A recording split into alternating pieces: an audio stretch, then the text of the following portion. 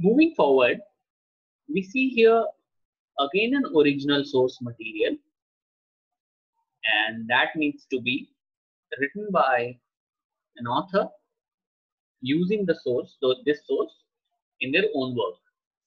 The, the marked words in this text, marked in blue, as you can see, uh, is to explain real world events and can be certified through scientific investigation. This is the thing that needs to be reproduced or taken up from here.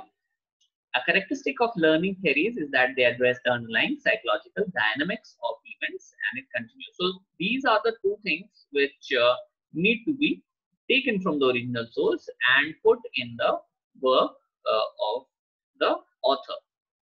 Source is Gredler ME 2001, Learning and Instruction, Theory into Practice. It's 4th edition. And Upper Saddle River is the place, New Jersey is the place, and Prentice Hall as the publication. Now, as we can see over here, these are the two phrases or sentences that needs to be taken. Now, I'll be showing you this source which I have to take. If I have to quote it verbatim, as I have previously explained to you, that you need to use quotation marks as well as the attribution to the original author, citation with the source. In this case, we see the information is a lot, and it's not a continuous information. If I have to use word by word or verbatim I have to use, then how I should be using, I'll just show to you in the next slide. Now see, theories and philosophies are different from each other because according to Gredler 2001, so the first thing which is very important in such word by word verbatim copying is that you give attribution. So the name of the author is here, and the year of publication is also provided. So the source is here. Then the author continues writing. He says, theories seek, colon, and now you see a specific difference in the indentation. Now this is indented block format in APA style. You see here, from the original text, the indent has moved towards its right, and it says exact words have been taken. So you can find that no code is provided here, but exact text has been replicated here to explain real world event and can be certified through scientific investigation. Now you see how cleverly this is also provided in APA, so you can definitely use it if you know how to use it.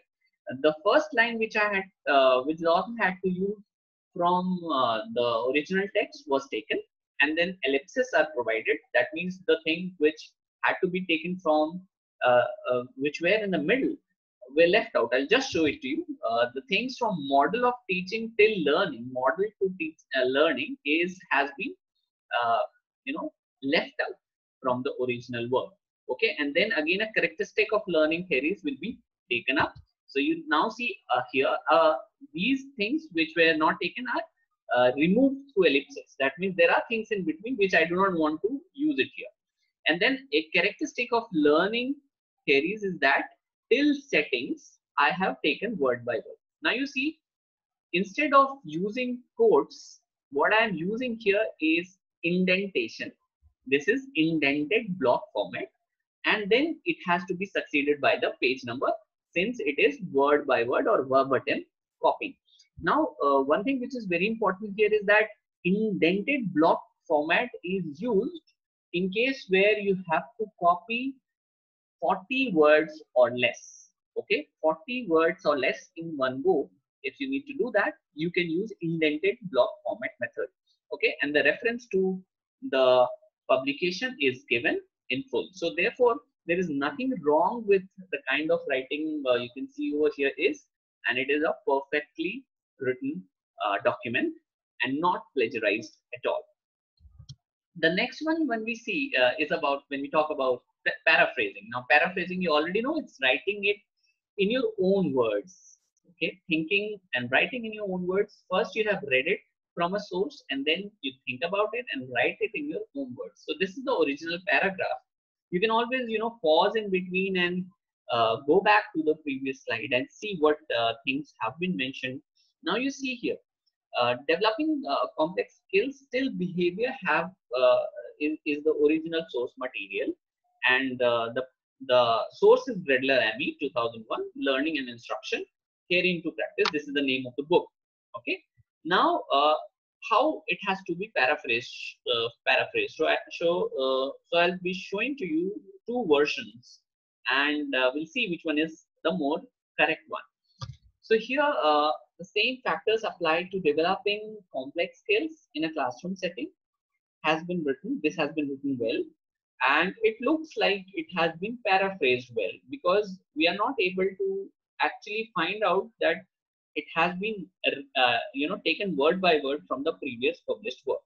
All right, it has been written well, but there is a problem with this kind of paraphrasing. The problem is that most of the students generally do this, that they try to reproduce the original work into their own words. They do it perfectly well, but they forget to provide the attribution. That means then the person who should be credited for the work, because it's not my own work. What I have done is I have reproduced it in my own word, and that does not mean that this is my original ideation or original thought process which I have penned down. No. So this is something which has to be given proper attribution. Now I see, I'll show it to you the version 2.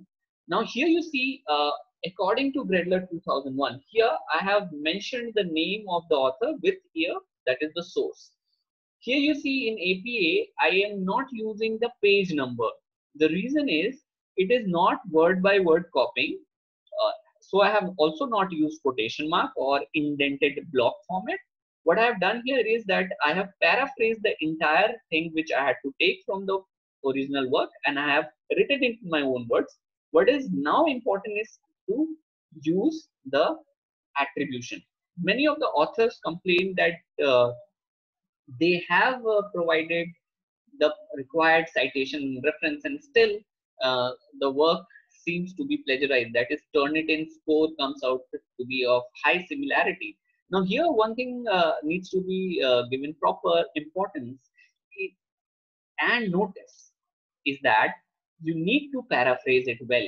Once you are doing paraphrasing, Turnitin will not be able to take out similar words, 7 similar words or 10 similar words in one go, and it will not be able to show that the words have been taken from somewhere. So it is not enough to just provide attribution. You will also require to use paraphrasing. And secondly, it is not sufficient to just paraphrase, but it is also important that you give attribution. The third thing, it is not sufficient to just put it in quotations until unless you are actually attributing from where you have actually taken the work. So these three things need to be carefully introduced in the work which you are doing. So the version 2 seems to be perfectly done, and therefore it will never be considered to be plagiarized, and the similarity checks will not be able to detect anything bad in it. Now towards the end of it, I just want to give you some pointers regarding what should not be done, so that you are able to take care of plagiarism issues in your work. Never cut and paste information into a document, though it seems to be a very plausible and easy method to do, but never that should be done, because it in a way propels one researcher to actually plagiarize, because it's an easy method and it can be done easily. Okay, and generally this kind of thing happens when there is a tight scheduled deadline that is in the near future. So you should also start working from very beginning, so that you have a lot of time to actually think and write, because academic writing takes a lot of toil on you while you're writing things. Secondly, inform the reader by using citation each time you write something you didn't know before you started the paper, meaning thereby that if something is not your own, something which you have read from somewhere else, you should definitely provide attribution to the original author. That means give credit to the person who has actually thought about it first. And anything. So here one should always remember that anything which has not been thought by oneself should always be credited. That means you have taken it from somewhere. So anything which you have not done yourself has to be cited. This has to be very clear in your mind until and unless it's a common knowledge and not debatable. The third thing is using a note-taking system that will allow you to organize your resources. So basically, you are reading a lot of things from different papers, published papers. So it's better that you follow the grid system, which I had explained to you earlier. So that will help one in organizing the resources properly. Then checking the citations when you're finished writing. At the end of it, there always has to be a two-way linkage. That is, anything which is in text, any attribution which is in text has to be there in the reference section, and anything which is in the reference section should be there in text. So those two things need to be linked properly, and this is more advisable in case of a referencing or say work cited. I'm not talking about bibliography here. All right. The next thing is don't wait. Okay, this is what I have already talked about before, that you should plan your work beforehand, because at the end you have lesser time and therefore you start copying and pasting the work easier. What more we have? Develop a topic based on previously written material. Definitely a debate goes on whenever we cite a previously published paper, but it is also to be remembered that whenever you venture into writing something, some research article, then it has to bring something new and original, and therefore that needs to be adhered to. Rely on opinion of experts on a topic, but improve upon those opinions. Generally, it happens that during the course of writing a research work, you will be asking a lot of experts about how to go about the method section, the recommendation section, or discussion section. But it is equally important that you think a lot about the opinions which have been given by the experts, because maybe that the experts have read it from somewhere else and they are giving you the opinion. So it's also important to actually make an in-depth research on the opinions so that you can bring out some of the earlier published articles on those opinions. This will give justification to things which have already been done before. Next is giving credit to researchers while making your own contribution. We have been talking about this from the very beginning, and following a structured documentation format such as an APA format. Uh, Also, taking notes and citations. I think this thing, like making a copy of the document so that you can quote or paraphrase properly, giving a color code, or clearly noting source of each of the information like author, title of work, title of publication, publisher, date, issue, page number. These things are to be definitely put in the work. You can always use the grid format which had been talked about a little while earlier. So that can be taken as a help in order to taking notes and do citations. Okay, now this is very important. We have been talking about this, that use your own words. This comes with practice and a lot of academic writing. Eventually, you will also see that most of the COPE guidelines, that is the publication ethic guidelines on academic writing, will give a leeway or let the younger researchers go free of if they have done some kind of a misconduct in academic writing. This can be given to them.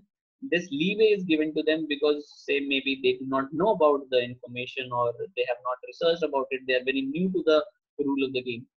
But it is equally important for everyone to understand what is ethical and what is not ethical in reproducing a work or copying something from somewhere else and not citing things properly. So this has to be taken care of pretty nicely. Okay. Now referencing is what? Referencing, as I said, it's giving the address, the original address from where you can actually find the source material. So referencing your source material also allows your readers to find your sources. That means from where you have taken your work from. That means excerpts or the referencing has been or citation has been done from which sources, and read them for themselves so that they know that whatever you are claiming in your research work is actually true. Okay, and to support your arguments, referencing is also to support your arguments and give your work a factual basis, because everything is fact based. When we go to LR, when we do a literature review, we find that we are actually writing so many things about the previous researchers, and on the basis of that we are trying to build upon our own hypothesis. So it's very important therefore that referencing is done properly. In fact, some of the best journals would first want to look into the sources referenced before they venture into actually reading the text which you have uploaded there. So it definitely helps you in plagiarizing. Okay. So when and what to do when and what should be there that I should reference. So what should be referenced? So any statistics, any information by say Reserve Bank of India, or the survey done by the Survey of India, those things definitely should be, the source should be referenced. Any quotations? Quotation means again the specific information, any fact, example from other people's work, that which can further your discussion into what you are writing or working upon. The diagrams, definitely the bars, the diagrams, the charts need not be manipulated, definite, and therefore the diagrams can be taken verbatim or exactly from the original source and put, and a source need to be provided here. And you also need to see here that no copyright issue is being infringed if you are taking things like diagram, because some of the diagrams or charts or figures are copyrighted, so that needs to be, so proper copyright permission needs to be taken. The same goes with images and photographs, models as well, equations, theories, and ideas. So these are the things that need to be cited and then subsequently referenced. So that's all from my side. Thank you.